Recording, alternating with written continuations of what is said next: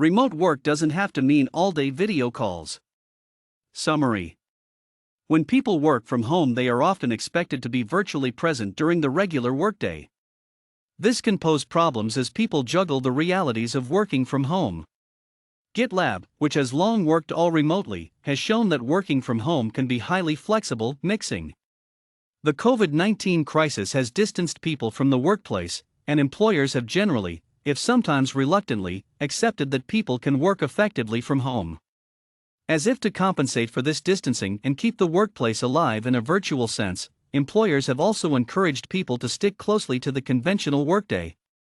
The message is that working from home is fine, and can even be very efficient as long as people join video calls along with everyone else all through the day. But employees often struggle with the workday when working from home, because many have to deal with the competing requests coming from their family, also housebound. So how effective really is working from home if everyone is still working to the clock? Is it possible to ditch the clock? The answer seems to be that it is. Since before the pandemic, we've been studying the remote work practices of the tech company GitLab to explore what it might look like if companies to break their employees' chronological chains as well as their ties to the physical workplace. The challenge for GitLab. From its foundation in 2014, GitLab has maintained an all-remote staff that now comprises more than 1,300 employees spread across over 65 countries. The Git way of working uses tools that let employees work on ongoing projects wherever they are in the world and at their preferred time. The idea is that because it's always 9 to 5 somewhere on the planet, work can continue around the clock, increasing aggregate productivity.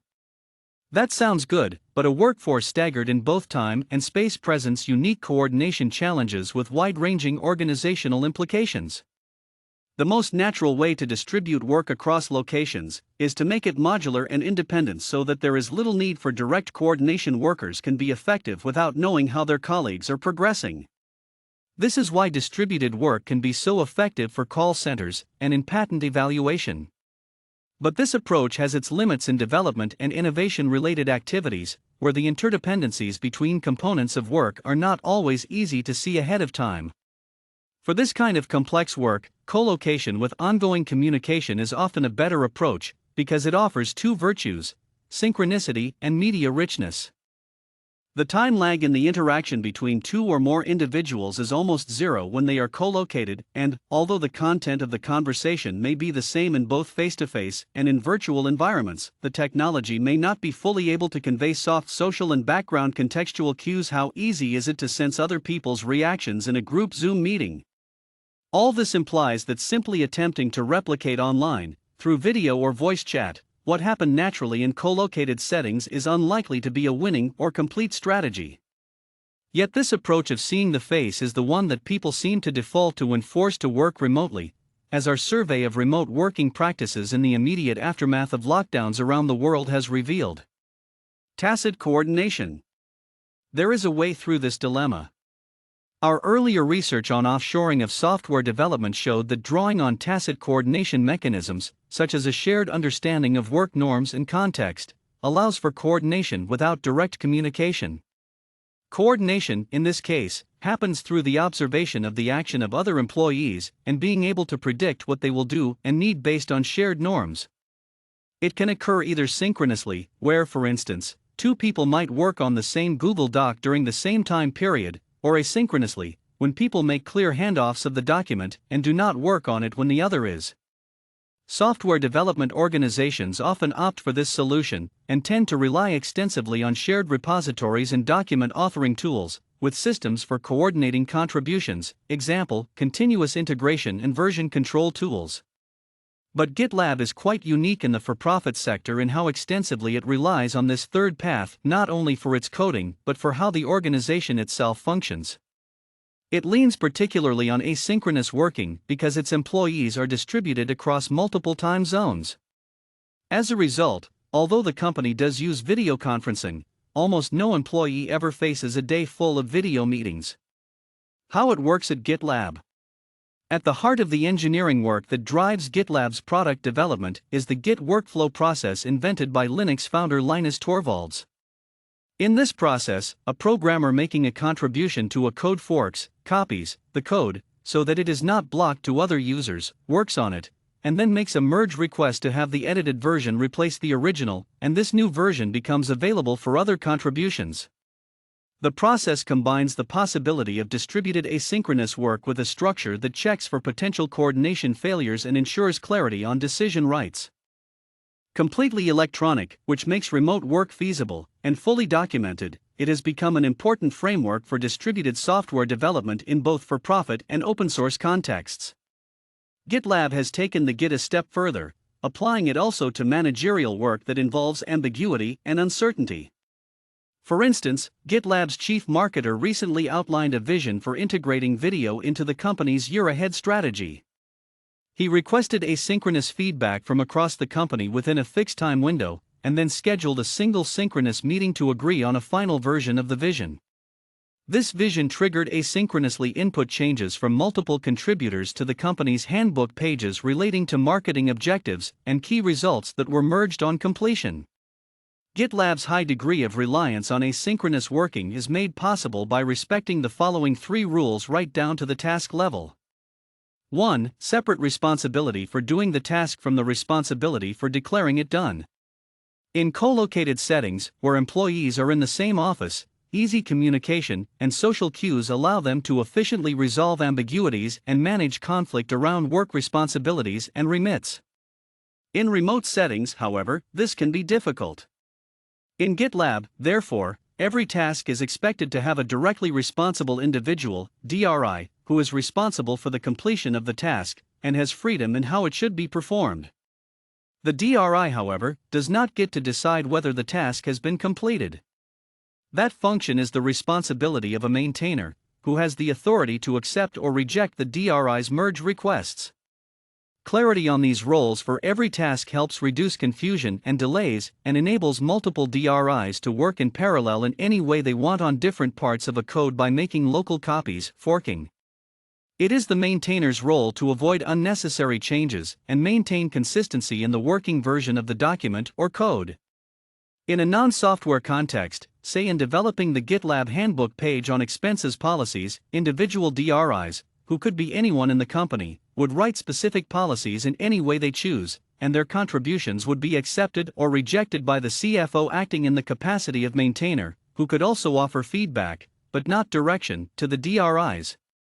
Once live, the merged page serves as the single source of truth on expenses policies unless or until someone else makes a new proposal.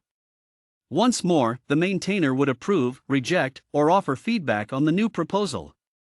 In contexts like this, we would expect people in traditional management positions to serve as maintainers. 2. Respect the minimum viable change principle. When coordination is asynchronous, there is a risk that coordination failures may go undetected for too long. For instance, 2 individuals may be working in parallel on the same problem, making one of their efforts redundant, or one person may be making changes that are incompatible with the efforts of another. To minimize this risk, employees are urged to submit the minimum viable change in early stage, imperfect version of their suggested changes to code or documents. This makes it more likely that people will pick up on whether work is incompatible or being duplicated. Obviously, a policy of minimum viable changes should come with a no-shame policy on delivering a temporarily imperfect output. In remote settings, the value of knowing what the other is doing as soon as possible is greater than getting the perfect product. 3. Always communicate publicly. As GitLab team members are prone to say, we do not send an internal email here.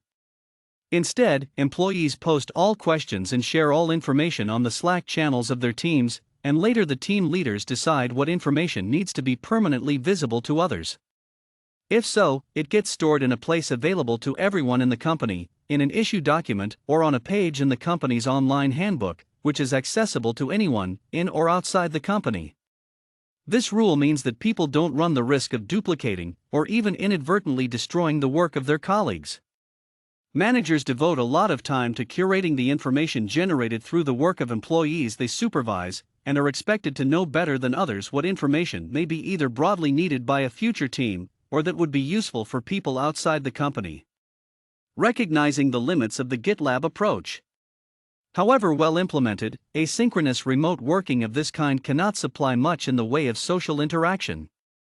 That's a major failing because social interaction is not only a source of pleasure and motivation for most, it is also where the random encounters, the serendipitous exchanges by the coffee machines and lift lobbies, create opportunities for ideas and information to flow and recombine. To minimize this limitation, GitLab provides occasions for non-task related interaction. Each day, team members may attend one of 3 optional social calls staggered to be inclusive of time zones.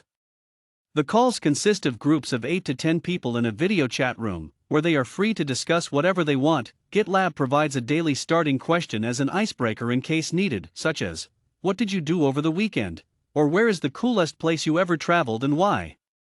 In addition, GitLab has social Slack groups, thematic chat rooms that employees with similar interests can participate in, such as #cat, #dogs, #cooking, #mental_health_aware, #daily_gratitude, #gaming, and a #donut_b_strangers channel that allows strangers that have a mutual interest to have a coffee chat to get together. Of course, GitLab managers are under no illusion that these groups substitute perfectly for the kinds of rich social interactions outside work that people find rewarding. But they do help to keep employees connected, and, at a time when many employees have been working under confinement rules, this has proved very helpful in sustaining morale. Working from home in an effective way goes beyond just giving employees a laptop and a Zoom account. It encompasses practices intended to compensate or avoid the core limitations of working remotely, as well as fully leverage the flexibility that remote can offer, working not only from anywhere, but at any desired time. We have focused on GitLab because it not only has extensive experience in remote working, but also because it pursues an unusual mode of solving the intrinsic challenges of remote work. While some of GitLab's core processes, like its long, remote onboarding process for new hires, and advantages, like the possibility of hiring across the world, cannot be fully reproduced in the short run in companies that will be just temporarily remote, there are others that any company can easily implement.